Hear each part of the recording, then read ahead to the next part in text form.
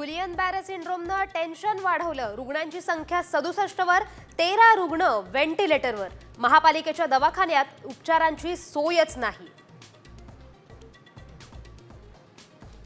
शेतकरी कर्जमाफीला अजित पवारांचा विरोध। राज्याच्या तिजोरीवर आर्थिक भार पडणार असल्यामुळे दादांनी असमर्थता दर्शवल्याची सूत्रांची माहिती। भाजप मात्र कर्जमाफीसाठी आग्रही।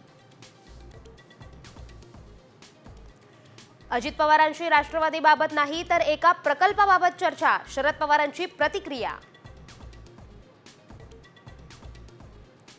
मुस्लिमांचा एवढा आकस असेल तर भाजपनं झेंड्यातून हिरवा रंग काढून दाखवावा। उद्धव ठाकरेंचं भाजपला आव्हान। तर दगाबाजीचं राजकारण पवारांनी नव्हे जनसंघानेच सुरू केलं, ठाकरेंची टीका। ठाकरेंचे 4 आमदार 3 खासदार लवकरच शिंदे गटात। आज रत्नागिरीत पहिला ट्रेलर दिसेल, उदय सामंतांचा मोठा दावा।